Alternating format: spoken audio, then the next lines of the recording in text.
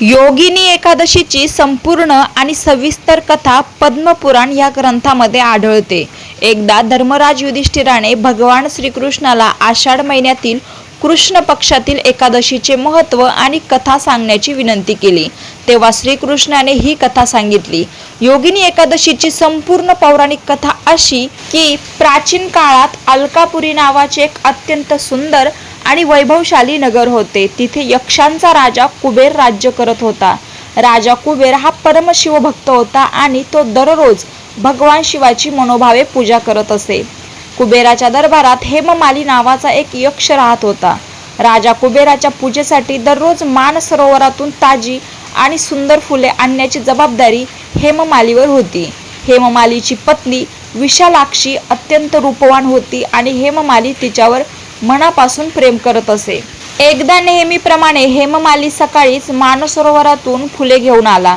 पण घरी आल्यावर तो आपल्या पत्नीच्या प्रेमात इतका मग्न झाला की त्याला राजा कुबेराच्या पूजेची वेळ झाल्याचेही भान राहिले नाही. तो घरीच थांबला आणि राजवाड्यात फुले घेऊन गेला नाही. तिकडे राजवाड्यात मध्यान्ह म्हणजे दुपारची वेळ झाली तरी फुले न आल्यामुळे राजा कुबेराची पूजा थांबली. राजाने सैनिकांना हेममाली कुठे आहे हे पाहण्यास पाठवले. सैनिकांनी परत येऊन सांगितले की हेममाली घरी पत्नीसोबत रममाण आहे. हे ऐकून राजा कुबेर अत्यंत क्रोधित झाला. त्याने हेममालीला त्वरित दरबारात हजर करण्याचे आदेश दिले. भयभीत झालेला हेममाली राजासमोर हात जोडून उभा राहिला.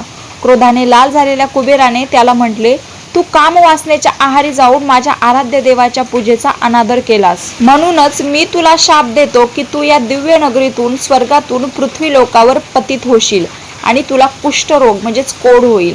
तू तुझ्या प्रिय पत्नीपासून कायमचा दूर जाशील.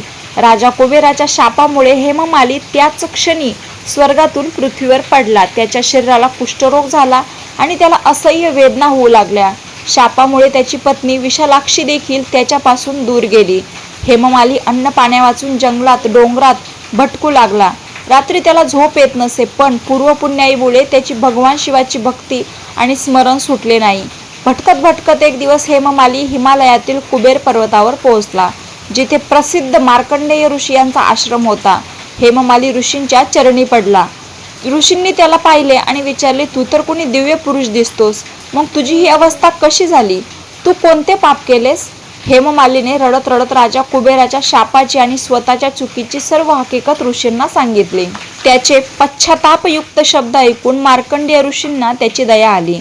ऋषींनी त्याला सांगितले, तू माझ्याबरोबर खरं बोलून पश्चाताप केलास, म्हणून मी तुला एक उपाय सांगतो. आषाढ महिन्याच्या कृष्ण पक्षात योगिनी नावाची एकादशी येते.